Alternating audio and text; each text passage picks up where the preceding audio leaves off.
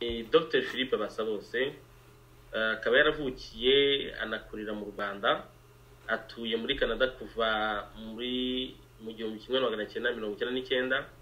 Ni umwarimu akaba n'umushakashatsi muri Memorial University, akaba n'umuyobozi w'ishami ry'indimi, ubuvanganzo n'umuco muri iyo kaminuza. Ubwo rero Philippe Basabose ndaza kugenda ashyiraho professeur, rimwe na rimwe ashyiraho docteur, ariko rimwe na rimwe ashyiraho na Philippe, kunze ko wisanga ku bantu. Uhawe ikaze kandi uhawe rugari kugira ngo tuganirize kuri iyi ngingo. Nibutsa abantu bose ko ari ingingo yicwa rubozo, kuko muzi neza uburyo Kizito yatuvuyemo akorewe ibyamfura mbi. Ubwo rero Philippe, natinze, ijambo ni ryawe. Urakoze cyane Yashire, uranyumva neza? Turakumva neza cyane. Mbanze nunamire Kizito Mihigo, hashize umwaka tuze. Nunamire kubera ko yatuvuyemo yarakiri muto, twari tumukeneye akatuvamo mu buryo bw'akarengane katavugwa. Nunamire kandi kubera uwo yari we. Kizito yari umunyarwanda waranzwe n'indangagaciro z'ubumuntu. Ntigeze mbona mu wundi munyarwanda uwo ari we wese mu myaka irenze 50 maze kuri iyi si. Ntangire kandi nifatanya n'umuryango we n'inshuti ze za hafi, dore ko ngewe ntigeze ngira amahirwe yo kumumenya amaso ku yandi. Ntabwo ndi bubigishe nk'uko numvise mubivuga, ndagerageza kubasangiza ibitekerezo numva ko byadufasha gutekereza ku nzira y'umusaraba Kizito yanyujijwe. Umuntu yakifuje kwibuka Kizito yishimye, azirikana ibyishimo byamuranze, kandi yagerageje guha abandi ndetse nabo ubundi bigoye kwifuriza ibyishimo. Harimo abaduhemukiye, harimo abamuhemukiye.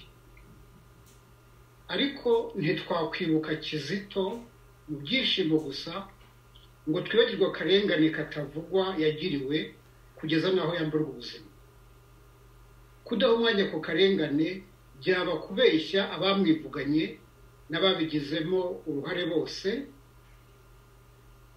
ko ibyo bamukoreye ari ibyo kwihanganirwa.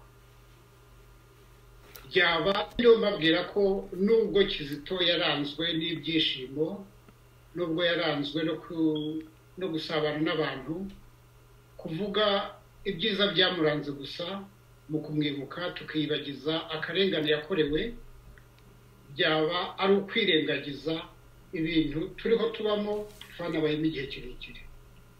Ahangaha ndatekereza nka Innocent Bahati umaze iminsi 10 yuzuye ahuye na rya shyano ryugarije abanyarwanda ryitwa kuburirwa irengero. Yenda nawe afungiranye ahantu muri safe house, ari gukorerwa iyicarubozo.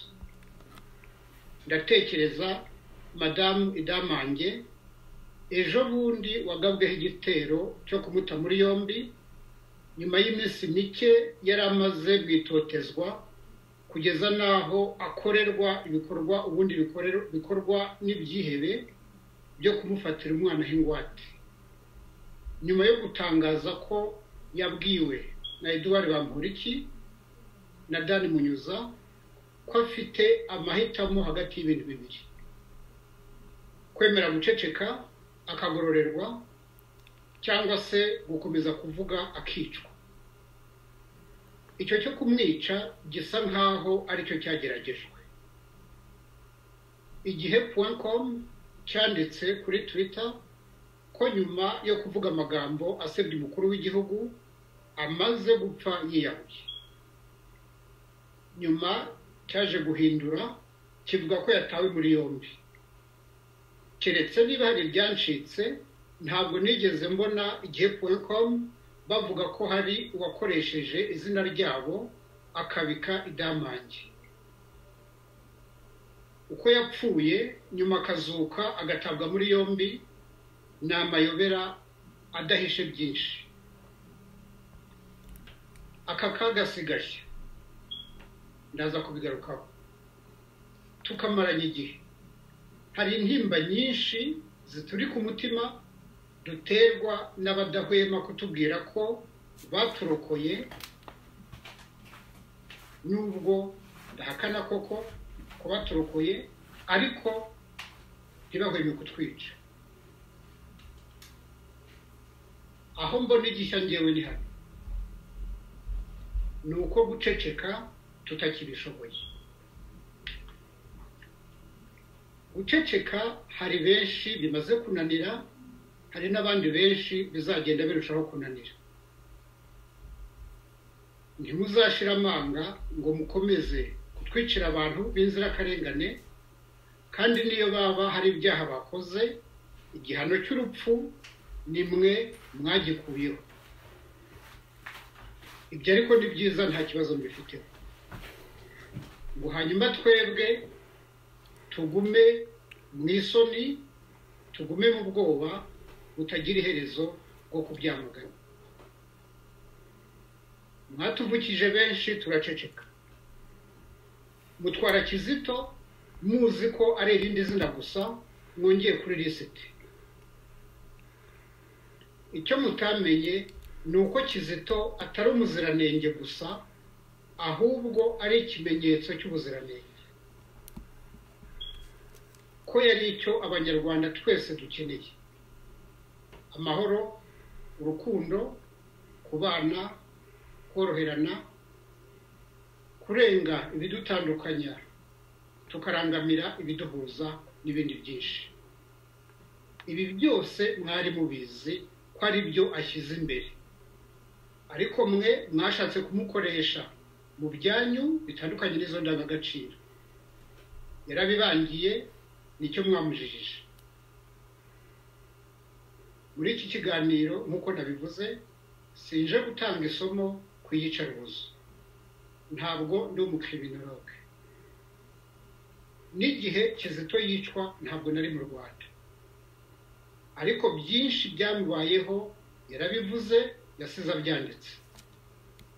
Ibindi byakorewe mu ruhame ku manywa y'ihangu tubibona, cyangwa se bikorwa hari abantu benshi batumiwe bo kubireba.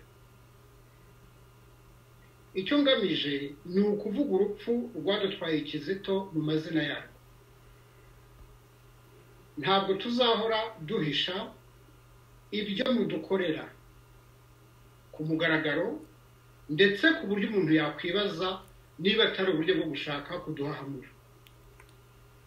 Ndavuga iyicwarubozo rya Kizito ku rwego rw'abarimukoreye, baba abahagarariye leta, baba abaturage basanzwe. Nibyo nita torture institutionnalisée na torture socialisée. Ndavuga kandi iyicwarubozo Kizito yakorewe muri kamere yaryo: kubabazwa ku bw'umubiri, kubabazwa ku bw'umutima, kubabaza no kwica izina n'umurage bye, haba mbere y'iyicwa ndetse na nyuma yo kwicwa. Ibyo nakwita ubwo torture physique, torture psychologique et torture symbolique. Mpereye ku ruhare rwa leta, inzira y'umusaraba yarangiye Kizito yishwe yatangiye ku mugaragaro ku itariki 17 z'ukwezi kwa gatatu mu 2014, amaze gusohora indirimbo igisobanuro cy'urupfu.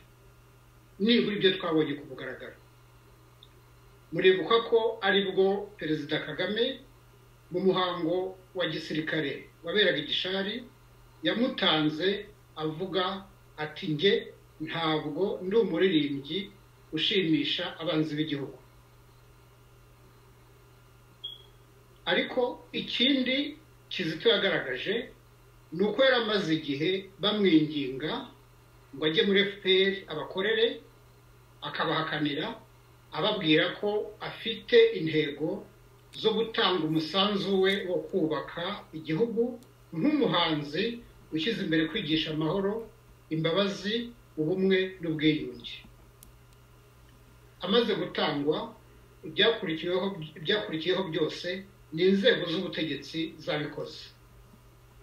Ku itariki ya mbere z'ukwa kane yanditse ko ariho yagiye kwisobanura kwa Ines Mpambara wari directrice de cabinet muri présidence, ariko bakabonanira mu biro by'uwari vice president wa Sena Bernard Makuza. Ku itariki ya gatandatu niho yaburiwe irengero. Abamushimuse n'inzira zose bamunyujijemo, haba muri safe house, haba mu ishyamba ry'irimbi rya Kicukiro, ababikoze amazina yabo yasize yavuze n'abayobozi mu nzego zitandukanye z'igipolisi n'igisirikare barazwi. Ku itariki ya 10 z'ukwezi kwa kane bamuzanye imbere y'inteko igizwe n'abayobozi bo mu nzego nkuru za gisirikare n'igipolisi na bamwe mu barescape ba jenoside yakorewe Abatutsi, bamwe bahagarariye imiryango y'abarokotse, abandi b'abacuruzi. Ibi byose ni ibintu byakorwaga n'ubutegetsi, ariko nta wigeze abaza atese ibi bintu bikurikije irihe tegeko mu mategeko yose u Rwanda rugenderaho. Nyuma yaje kuzanwa imbere y'abanyamakuru ari mu mapingu ashorewe n'abayobozi bo mu nzego nkuru za polisi. Ahangaha ntabwo havugwaga ibyo kuririmba, havugwaga ngo ibyaha byakorewe kuri WhatsApp birimo kwifatanya na FDLR, birimo gushaka kwivugana abayobozi barimo Bamporiki, barimo perezida w'igihugu. Kizito yaje byose abyemera uko byakabaye, nubwo byari biremereye. Iyo mvuga kuremera simvuga ko byari bifite ishingiro. Kugeza kuri uwo munota Kizito yari atarakorerwa dosiye gushyikirizwa ubucamanza. Ibyo byaha byahimbiwe cyangwa byabonekeye mu gushimutwa nibyo byavuyemo ibijyanwa mu rukiko.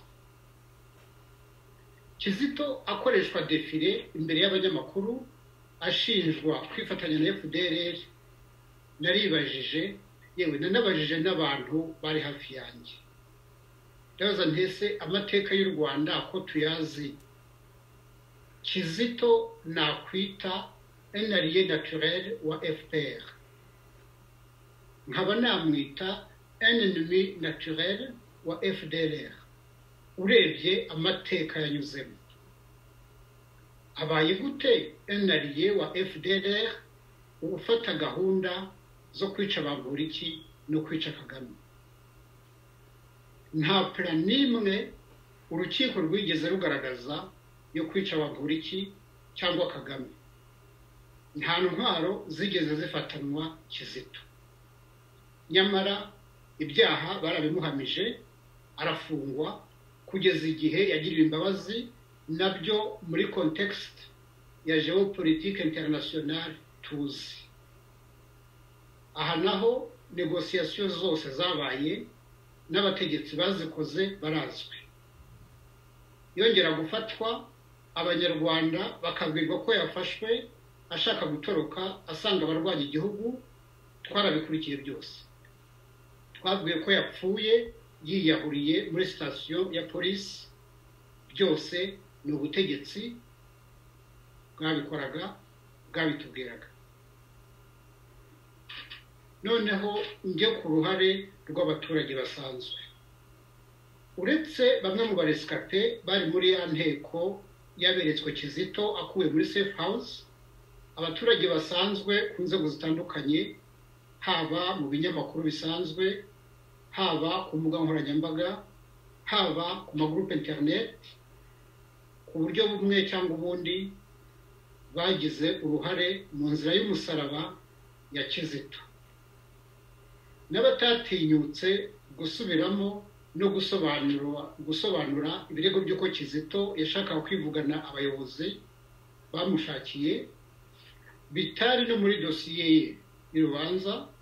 Abantu barabihimbye ngo yavuganye n'abari muri association iyi n'iyi, yavuganye n'abuzukuru ba kanaka, yavuganye n'ibindi. Ese uwabaza umunyarwanda ati wowe uvugana nande, ubana nande, utaramana nande, ese usaba nde urwo ruhushya? Ese ko tuzi imibanire ya bamwe mu baduhekuye muri 1994 n'imikoranire yabo na leta, wowe warokotse jenoside, we muturage usanzwe, uhera he uvuga ko Kizito yagombaga kwicwa kuko yavuganye na kanaka? Kizito afatwa bwa kabiri ngo yafashwe n'abaturage, yari ku butaka bw'u Rwanda.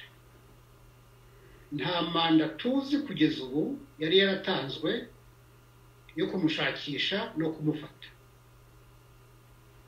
Nyamara ngo abaturage bamusomyemo intention yo gutoroka igihugu, ngo baribwiriza baramufata bamushyikiriza abasirikare. Ahangaha ngaruke gake ku bacikacumu ba jenoside yakorewe abatutsi. Hari bamwe muri twe batagize icyo barusha abandi. Umwe mu b'ingenzi muri twe yararenganijwe tubibona, aricwa tubibona. Bamwe muri twe baracecetse cyangwa se baramwanjama, bamufatanya na Bamporiki n'abandi benshi muzi bavuga nkawe.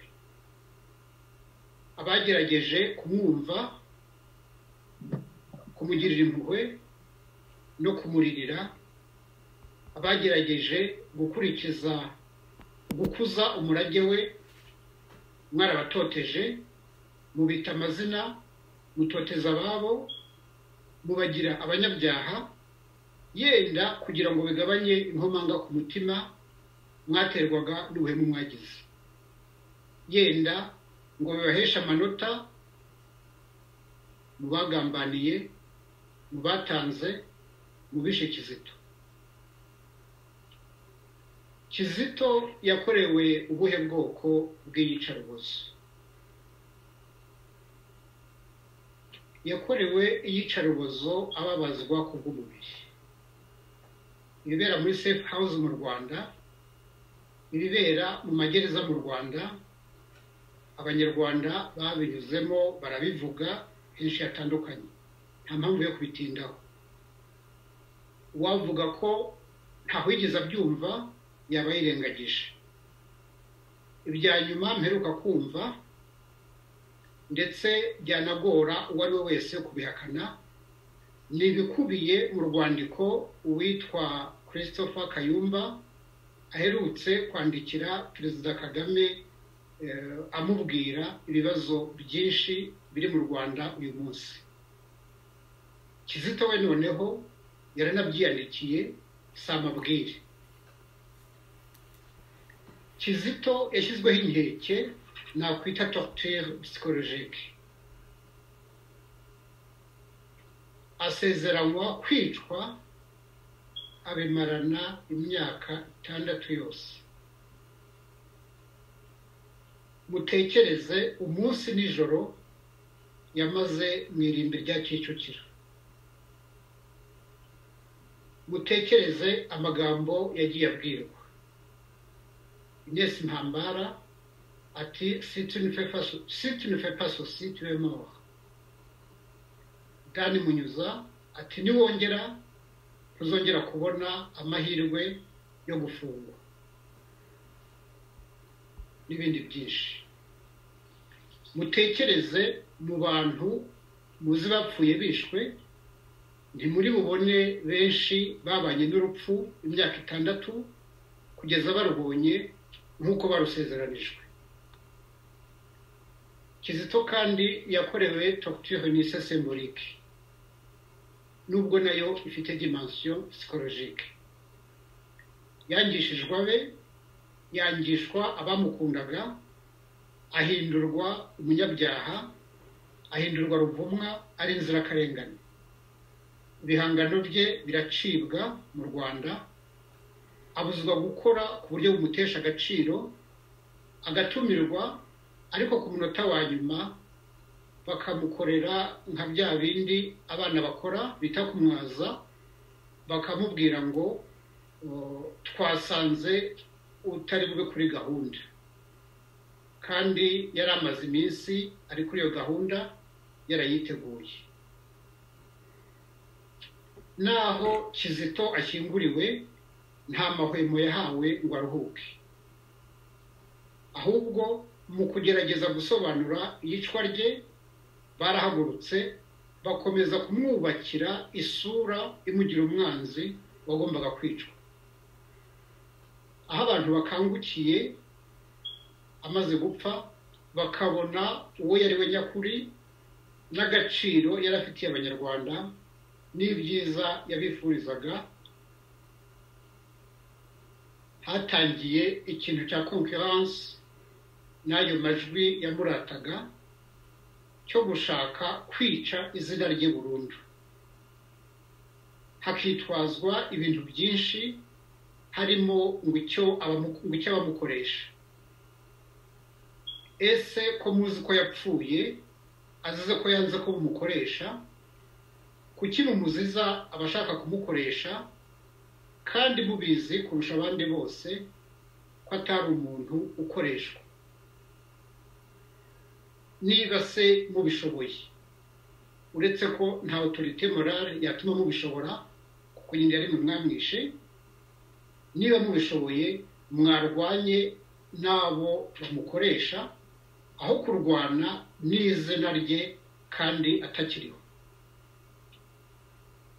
Ntawavuga ibyicwa rubozo rya Kizito ngo arirangize, ariko mu gusoza navuga nti duhereye ku nzira y'umusaraba ya Kizito n'izindi nyinshi z'abishwe haba mbere ye haba na nyuma ye, umenya nk'abanyarwanda dukeneye abahanga muri sociologie bo kwiga sociologie de la violence iri muri société rwandaise uyu munsi, yaba violence ikorwa n'ubuyobozi, yaba violence ikorwa n'abanyarwanda batari mu buyobozi, yaba violence abayobozi bashyiramo abanyarwanda.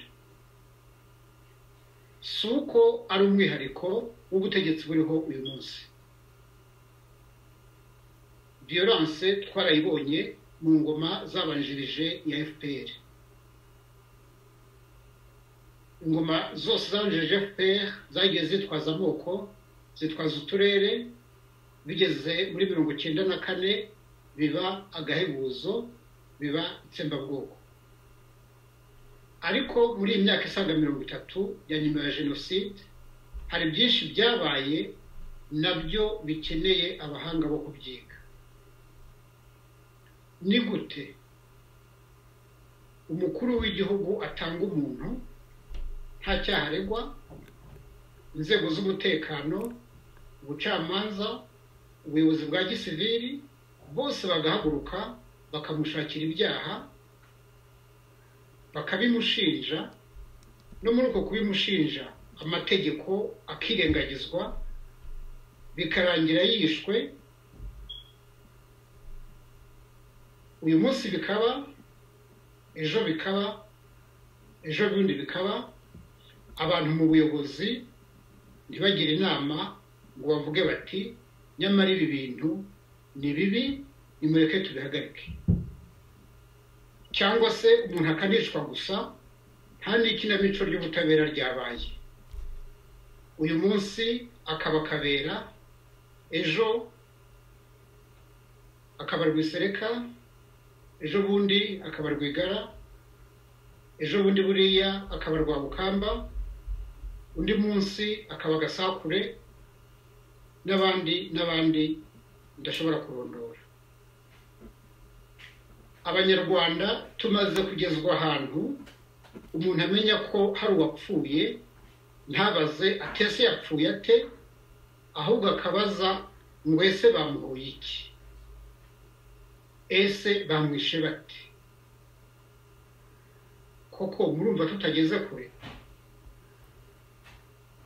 Ni gute ubutegetsi bushyiraho umuntu icyaha tubibona ko ari ugupfundapfundika? Kuko hari ubwo uyu munsi bamurega icyaha, ejo basanga ari urw'amenyo bagahindura bakabona ikindi. Abanyarwanda bamwe ako kagambane bakakagira kabo, bakakijandikamo, nabo bagahimba ibyaha ngo bongere umuzigo. Kubeshya, kubeshyera, kubeshyana, hasigaye hariyongeyeho kubeshyerera. Umuntu agatotezwa ntacyo azira, abantu babibona babizi, ariko bakajya kumushakira ibyaha bakabihimba, ndetse n'uwo nguwo umutoteza atabibasabye, n'izo nyungu yenda arwanira batazisangiye. Ni gute umuntu yicwa hari ibimenyetso bitabeshya ko yishwe, ndetse n'ababikoze batariho babihakana cyangwa se bariho banabyigamba, abandi bagahaguruka bakagerageza gusobanura ko umuntu atishwe cyangwa ko atarenganye? Ni gute n'udatinye kubyamagana usanga hari abumva ari we kibazo?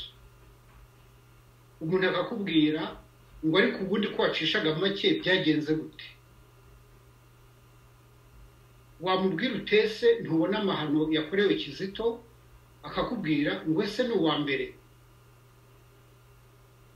ngo ese urabihindura biki, ngo ese nturi bubizire, ngo ese si ukwifatanya n'abarwanya leta. Iyi ndirimbo Abanyarwanda tuzayirambirwa ryari? Kuvuga ko Kizito yarenganye bihuriye he no kurwanya leta gute, no kwifatanya n'abarwanya leta gute? Abarwanya leta ntizi aho bari, nigende irwane nabo, ariko itatwiciye abantu ngo iducecekeshe yitwaje intwaro yo kuturega kwifatanya n'abarwanya leta. Iyo ibyo bibuze baravuga ngo turahakana, turapfobya jenoside. Ese jenoside ko muyidukubitisha cyane, mukeka ko muturusha gukunda abacu twayibuzemo? Ese mukeka ko muturusha kumva akababaro abayirokotse bayigiriyemo?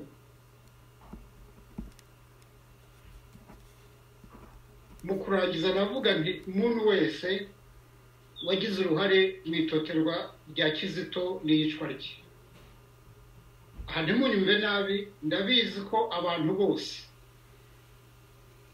amazina yabo yagiye ahagaragara nko kuba baragize uruhare mu gutoteza no kwica Kizito. Ntabwo bose bagize uruhare rungana, yenda harimo n'abamukoreye ibyo bamukoreye mu mutima wabo banamukunda, ariko mvuge ngo uruhare waba waragize urwo ari rwo rwose, niba utaranashoboye gusaba imbabazi mu ruhame, ushatse watangira ugasaba imbabazi mu mutima wawe. Kizito umwica cyangwa umwicisha wamufunguriye umuryango w'ubuzima buhoraho. Ubu ni wowe uri mu icuraburindi ry'ingaruka z'ibyo wamukoreye. Navuga kandi ngo nta habi umuntu atava, cyane cyane igihe atekereza ingaruka mbi zaho ari. Niho navuga ngo nibura aho ngaho vayo. Kutavayo ni uguharurira umuhanda andi mahano nk'ayadutwaye Kizito, nk'ayatwaye abandi imbere ye na nyuma ye. Ni uguha chance amarorerwa ari kugerageza kudutwara abandi nka Bahati Idamange. Idamange uyu munsi bari kumutwereka ngo nk'umuntu wakoreye police violence, ariko ntabwo batwereka inzira yose yatumye aho ngaho hagerwa. Ntabwo batwereka violence yakorewe umwana we yafashweho ingwate ijoro ryose, ubutegetsi bubizi, umwana yari afite telefone yavuganaga na nyina, nta rwitwazo urwo ari rwo rwose rwo kuvuga ko uwo mwana yari yatwawe n'abantu ubutegetsi butazi.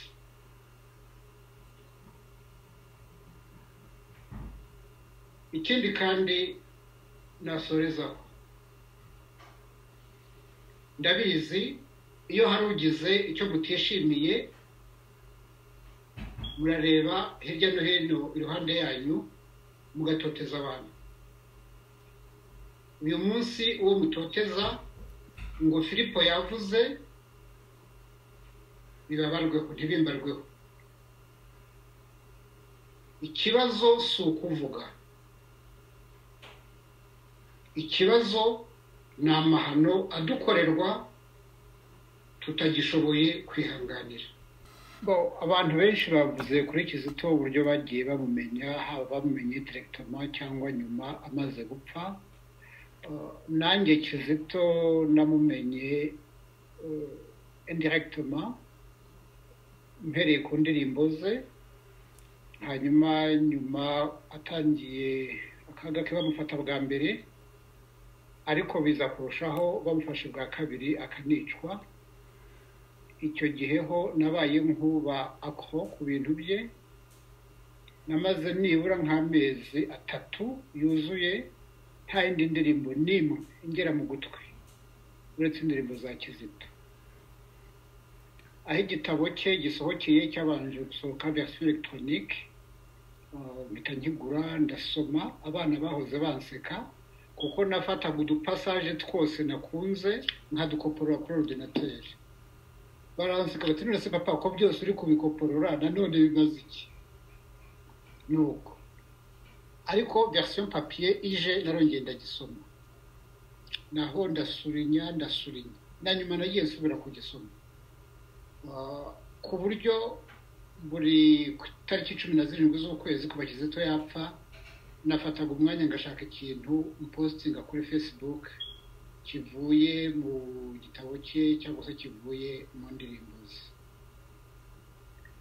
Uyu mwaka rero ushize, igihe cyose nafashe numva Kizito, ntekereza kuri Kizito.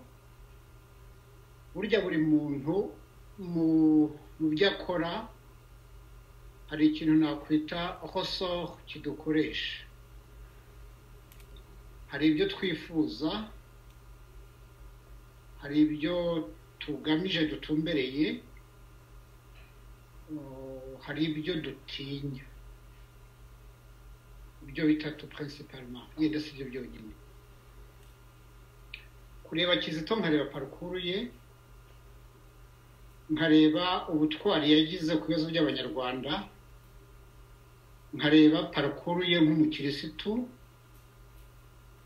hari byinshi cyane byampinduyeho.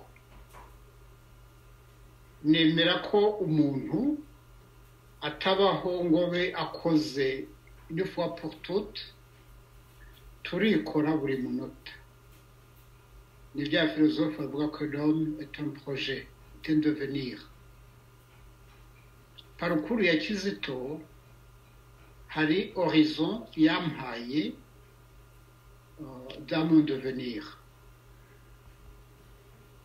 Sinabitondekanye byose ngo mbirangize, ariko hari ahantu nibaza ko ndashobora gusubira nyuma yo kumenya parcours ya Kizito. Kuvuga ngo sinzavuga akarengane umuntu akorerwa kugira ngo bitagenda gutya na gutya, kanaka atambona gutya, cyangwa se kanaka bitagenda gutya. Iyo chapitre nari maze igihe nsa n'uwayifunze n'ubundi narayirenze kuva bakwica Rwigara, ariko Kizito apfuye ko noneho narafunze burundu. Indi ntambwe nateye ni ukuvuga ngo ntabwo gahunda z'undi muntu mbi zizambuza gahunda zanjye, ngo umuntu ambwire ngo nanga kanaka nawe mwange, simvugana na kanaka nawe wimuvugisha. Abantu babitubwiraga cyangwa babitubwiye igihe kirekire, nta autorité morale nimwe, mbisubiremo nimwe bagifite yo kuduhitiramo abo tubana nabo, abo tuvugana nabo, uburyo tubona icyiza umunyarwanda akeneye cyangwa se umuntu akeneye mu buzima muri rusange. Ibyo bintu Kizito yamfashije kubigeraho, kandi ndibaza ko tutabaye gito nk'abanyarwanda ari ikintu twagombye kuvomamo. Parcours ya Kizito ikintu twagombye kuvomamo sagesse nyinshi cyane. Kizito nubwo yari afite un côté nini mystique, akaba umuntu wemera Imana wabyiyeguriye pe. Hari umwanditsi w'Umufaransa witwa Georges Bernanos niwe wavugaga ngo la foi c'est 24 heures de doute et 1 minute d'espérance. Kwa Kizito c'est l'inverse. Bon, on a 24 heures d'espérance et peut-être 1 minute de doute, ou même pas. Ibyo bintu ntabwo byabujije Kizito no kureba l'être humain mu byo akenera dans la société. Ari naho kuvuga ngo dukurikire Kizito kuri kote iyi n'iyi yo gukunda Imana yo kugira gute, uwo ntabwo ari we Kizito wenyine. Kumufata gutyo byaba ari ukumugabanya cyane. Abatasomye igitabo cye muzagisome. Kizito yavuze ko entre autres muri byinshi yavuze ko muri bimwe umuntu agomba gukenera harimo kurwanira uburenganzira bwe, kurwanira uburenganzira bwa mugenzi we, ko igihe cyose utubahiriza les principes fondamentaux des droits de l'homme, ko ibindi byose ntacyo bimaze. Ibyo bintu Kizito yarabyanditse. Ndangize kuko ndiho ndagenda, ndangize mbashimira cyane mwese mwitabiriye iyi gahunda. Kizito nibura aho ari biramwereka yuko ubuzima bwe, sacrifice zose yakoze atazikoreye ubusa, ko hari abanyarwanda mu mitima yabo bahindutse, bahinduye imitekerereze, bahinduye imibonere y'ubuzima. Nshimye kandi l'équipe technique yadufashije kuri uyu munsi, mwakoze akazi gakomeye cyane, mubishimirwe. Nshimye kandi na radio Iteme yaduhaye uyu mwanya wose kugira ngo twibukireho Kizito Mihigo. Murakoze mwese, mugoroba mwese. Murakoze cyane Professor Philippe ku bwitange bwawe, ku mwanya waduhaye, ikiganiro waduhaye, ndetse n'iri jambo rya nyuma tugejejeho.